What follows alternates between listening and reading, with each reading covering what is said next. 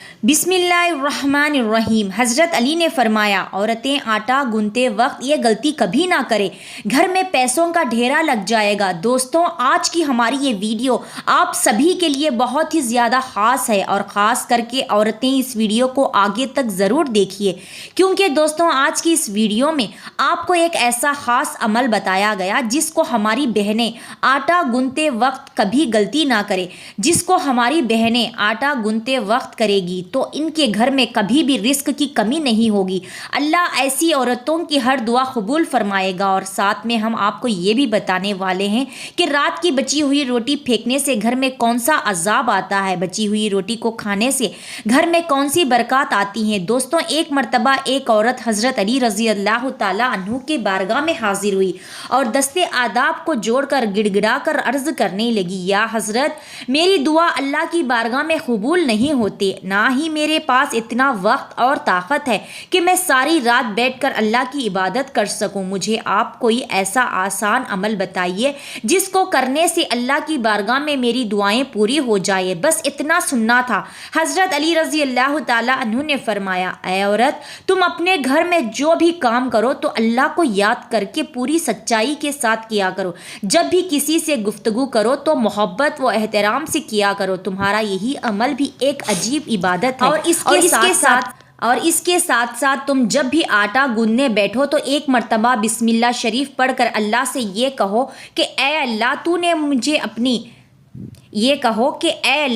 अपनी इस बंदी को याद किया, तूने मुझ पर रिस्क पहुंचाया और रिस्क पकाने की ताकत तूने मुझे अता की। ऐ अल्लाह, अपने महबूब के सदक़े मेरी दुआओं को कबूल फरमा।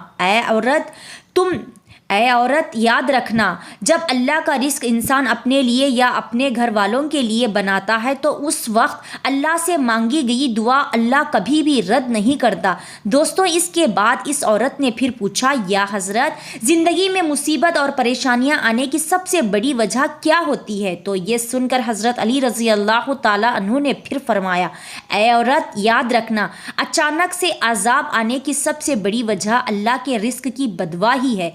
ये सुनकर वो औरत हैरत से पूछने लगी, या अली, रिस्क की बदवा वो कैसे?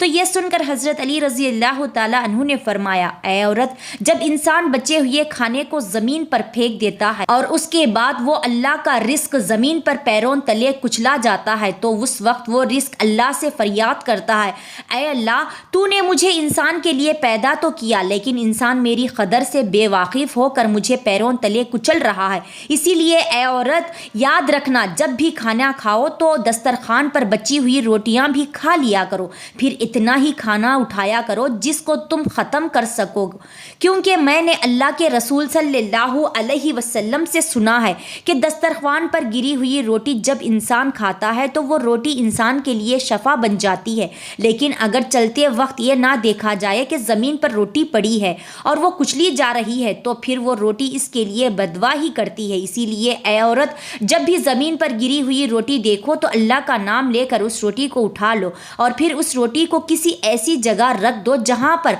वो पैरों तले ना कुचली जाए और दूसरे अल्लाह के मखलूक़ात उसे आराम से खा सके। ऐ औरत, इस अमल से अल्लाह का रिस्क तुम्हारे लिए दुआएं करेगा और रिस्क की दुआएं अल्लाह ताला कभी रद्द नहीं करता। दोस्तों, इसी तरह एक मर्तबा एक शख्स अपने घर से रात की बची हुई रोटियों को बाहर फेंक रहा था। उसी वक्त हज़रत अली रज़ी अल्लाह ताला अन्हु ने उस शख्स को देख लिया तो आप उस शख्स के करीब गए और फरमाने लगे, ऐ शख्स, याद रखना, रात की बची हुई रोटी पर अल्लाह का नूर बरसता है। रात की बची हुई रोटी में बरकत और खुशहाली की जमानत होती है। ये सुनकर वो शख्स अर्ज करने लगा, या अली, वो कैसे? आपने फरमाया, ऐ शख्स, जब इंसान अपने सामने खाने के लिए रोटी रखता है तो वो रोटी खुशी से अल्लाह के दरबार में फरियाद करती है, ऐ अल्लाह, तूने मुझे पैदा किया और आज तेरा बंदा जिसे तूने अशराफुल मखलूक़ात वो मुझे खा रहा है। लेकिन अफसोस, जब इंसान कुछ रोटी खाने के बाद कुछ रोटी को बचा लेता है तो फिर वो रोटी पूरी रात गमज़दा होती है और अल्लाह के दरबार में फरियाद करती है कि ऐ अल्लाह, तूने मुझे इंसान के लिए पैदा तो किया लेकिन इंसान ने मुझे ठुकरा दिया। इसके बाद ये देखकर अल्लाह अपने फरिश्तों को हुक्म देता है कि जाओ और उस रोटी पर नूर बरसाते रहो, जिसने भी इस रोटी को ठुकरा दिया इसके घर से बरकत को उठा लो, और जो कोई کوئی اس بچی ہوئی روٹی کو صبح اٹھ کر کھائے گا تو ایسا شخص خوب برکت اور رحمت پائے گا کیونکہ اے شخص میں نے اللہ کے رسول صلی اللہ علیہ وسلم سے سنا ہے رات کی بچی ہوئی روٹیوں پر اللہ کا نور برستا ہے۔ اسی لیے دوستوں کبھی بھی رات کی بچی ہوئی روٹیوں کو باہر نہ پھینکا جائے بلکہ صبح ان کو گرم کر کے کھا لیا جائے۔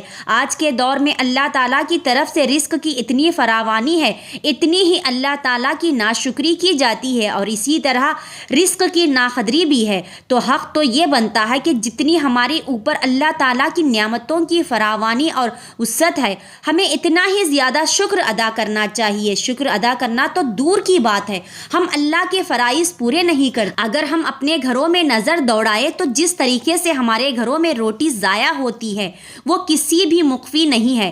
ایک وقت کی روٹی بچ جائے تو اس کو دوسرے وقت بھی کھانا کسی کو گوارا نہیں، اور یہ بچی ہوئی روٹی بعض لوگ تو سنبھال کر چھان بوڑھے والے کو دے دیتے ہیں، لیکن بعض لوگ اس کا خیال نہیں کرتے اور اس کو کوڑے کے ساتھ پھینک دیتے ہیں۔ حالانکہ اگر روٹی بچ جائے تو اس روٹی کو دوسرے وقت بھی استعمال کر لیا جائے، اس میں کوئی حرج والی بات نہیں، بلکہ ہمارے آقا محمد مصطفیٰ صلی اللہ علیہ وسلم کا باسی روٹی استعمال کرنا حدیث سے ثابت ہے۔